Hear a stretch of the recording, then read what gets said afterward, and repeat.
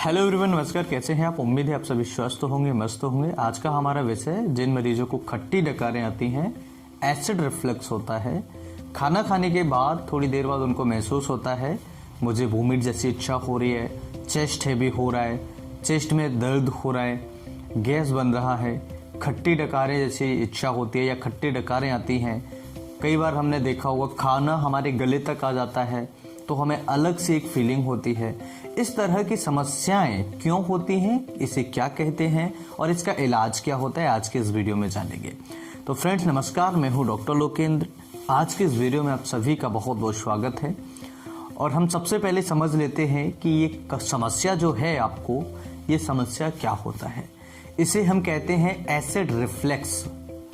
Acid reflux यानी कि जो हमारे पेट के अंदर, स्टमक के अंदर एसिड है, जिसे हम HCl कहते हैं, जब इसका pH लेवल चेंज होता है तो ये क्या होता है, ये ज्यादा बनने लगता है हमारे स्टमक के अंदर, जो कि स्टमक की अंदर की लेयर्स के द्वारा सीक्रेट होता है, यानी कि निकलता है।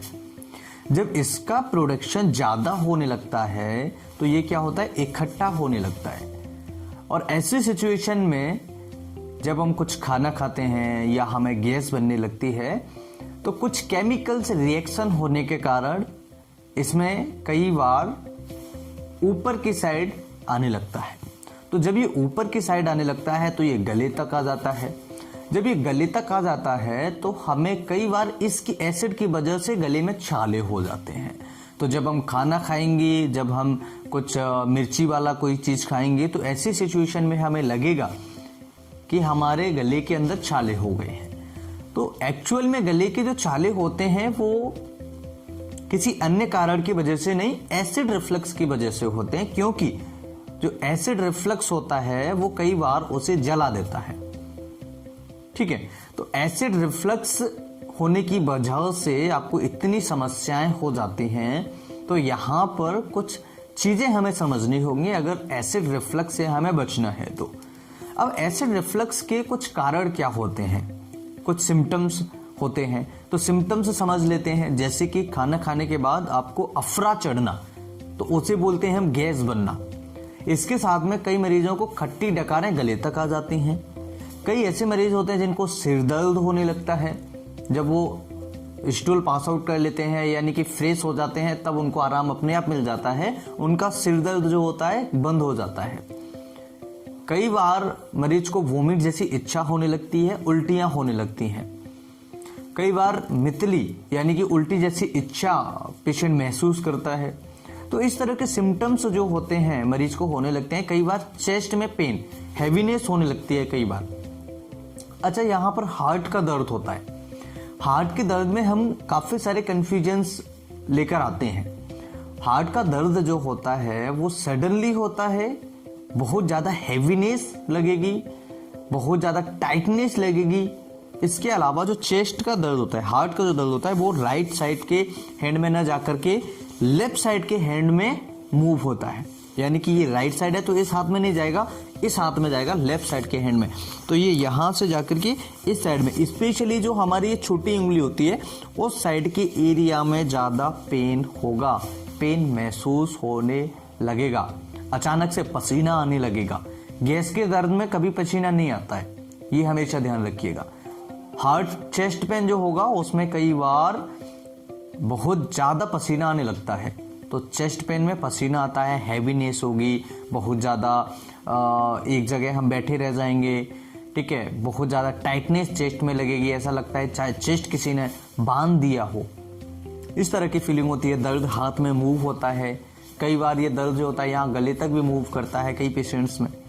ठीक है, तो ये कुछ सिम्टम्स होते हैं। एक अलग से मैंने वीडियो ऑलरेडी बनाया हुआ है, अगर वीडियो नहीं मिले तो आपको आई बटन में उस वीडियो को देख सकते हैं। तो चेस्ट पेन और गैस एसिडिटी का दर्द, ये दोनों ही डिफरेंस है और दोनों ही अलग हैं, आप आसानी से पहचान सकते हैं। गैस के दर्द में आपको किसी भी तरीके का पसीना नहीं होगा और ये हाथ में मूव नहीं करेगा। दूसरा, जो चेस्ट पेन होता है वो खाना खाने के बाद से उसका कोई रिलेशन नहीं है, लेकिन जो गैस का दर्द है वो ज्यादातर खाना खाने के बाद होने लगता है। अब बात करें कि इसके कारण क्या है। तो सबसे पहला कारण होता है कॉन्स्टिपेशन। जिन मरीजों को कॉन्स्टिपेशन यानी कब्ज की शिकायत रहती है, सही तरीके से फ्रेश नहीं होते हैं, तो ऐसे मरीजों को GERD की समस्या, अफरा होना, गैस हो बनना या खट्टी डकारें होना कॉमन होता है। इसके अलावा जिन मरीजों को गैस की दवाइयां पहले लगातार दी गई हैं तो उसकी वजह से कॉन्स्टिपेशन हो जाता है, और कॉन्स्टिपेशन की वजह से GERD यानी कि एसिड रिफ्लक्स जैसी बीमारियां देखने को मिलती हैं, गैस जैसी बीमारियां देखने को मिलती हैं। ये कई बार होता है, कई ऐसे मेडिसिन होते हैं जिनके साइड इफेक्ट्स होते हैं, उनसे गैस बनना स्टार्ट हो जाता है। इसके अलावा तला भुना ज्यादा खाना, तेलीय पदार्थ का ज्यादा सेवन करना, ये क्या करते हैं, हमारे बॉडी के अंदर, हमारे स्टमक के अंदर का pH लेवल जो होता है उसे चेंज कर देते हैं, जिसकी वजह से डिस्टरबेंस होता है। ये pH लेवल का काम क्या है, ये एसिड जो हमारे अंदर बन रहा है उसका काम क्या है। जब हम खाना खाते हैं, कुछ फूड्स खाते हैं, पानी पीते हैं, मिल्क लेते हैं, जो भी हम खाते हैं, तो ये कुछ केमिकल्स की क्रियाओं द्वारा अलग अलग प्रकार के अलग अलग तत्वों में डाइवर्ट हो जाता है, यानी कन्वर्ट हो जाता है।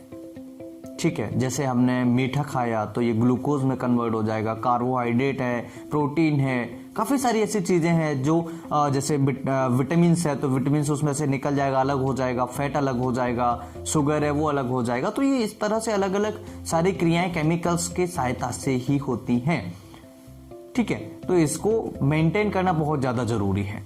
तो तेलीय पदार्थ हैं या लंबे समय तक खाली पेट रहना, इसकी वजह से ऐसी समस्या हो सकती है। आपको स्मोकिंग करने वालों में ऐसी समस्या देखने को मिल सकती है। जो लोग तेलीय पदार्थ ज़्यादा खाते हैं, फास्ट फूड लेते हैं, उनमें ऐसी दिक्कत हो सकती है। जो लोग ज़्यादा मिर्ची खाते हैं उनमें ऐसी दिक्कतें हो सकती हैं। जो लोग ज़्यादा दवाइयों का सेवन करते हैं उनमें भी ये शिकायत देखने को मिलती है। इलाज की बात करें, हर 4 घंटे पे आपको कुछ ना कुछ खाते रहना है।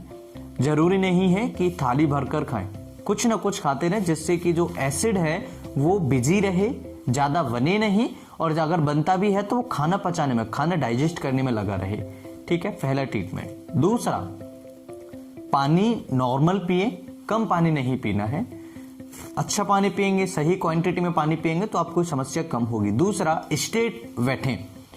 हम कई बार क्या होते हैं, इस तरीके से या उल्टी सीधी पोजीशन में बैठ जाते हैं, उसकी वजह से भी समस्या देखने को मिलती है। स्ट्रेट बैठेंगे तो हमारा जो एसिड रिफ्लक्स है वो कम देखने को मिलता है, कम होता है।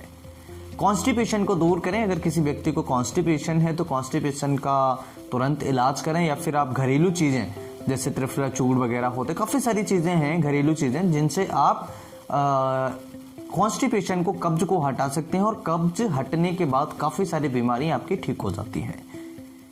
इसके अलावा फ्रूट्स लें मॉर्निंग में, जैसे एक एप्पल है, गुआवा वगैरह है, इस तरह के फ्रूट्स अगर आप लेते हैं तो इनसे क्या होगा, आपके अंदर जो विटामिन्स की कमी होती है, जो मिनरल्स की कमी होती है, जो तत्वों की, सोडियम पोटेशियम की कमी होती है, वो पूरी होती है।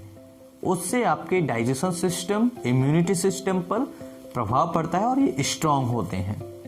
आपकी भूख बढ़ेगी, आपके जो डाइजेस्टिव एंजाइम्स हैं वो ज़्यादा सेक्रेशन होंगे, जिससे कॉन्स्टिपेशन भी ठीक होगा और आपके स्किन पर भी ग्लो आएगा, और आपको हेल्दी रहने में ये सारे फ्रूट्स जो है मदद करेंगे। तो ये कुछ ट्रीटमेंट है। इसके अलावा जो मेडिसिनल ट्रीटमेंट होता है वो आपको एंटासिड्स टाइप की दवाइयाँ दी जाती हैं। एंटासिड्स टाइप की दवाइयाँ कई प्रकार की आती हैं, वो आपको डॉक्टर्स के द्वारा 7 दिन के लिए, 15 दिन के लिए, 5 दिन के लिए, जैसी आपकी बीमारी है उस हिसाब से दी जा सकती है। इसके अलावा होम्यो में अगर हम बात करें तो कार्बोबेस 200 पोटेंसी में दिन में 3 बार, सुबह, दोपहर, शाम को अगर लेते हैं, पेट में बहुत ज़्यादा जलन पड़ती है, पानी पीने के बाद भी आपको जलन अगर थोड़ी थोड़ी पड़ती है या थोड़ी बहुत बुझ जाती है, तो कार्बोबेस 200 पोटेंसी में सबसे बेस्ट मेडिसिन है। बहुत अच्छी शानदार मेडिसिन, शानदार रिजल्ट्स इस मेडिसिन के देखने को मिले हैं। सुबह, दोपहर, शाम को कार्बोबेस 200 पोटेंसी में आप ले सकते हैं।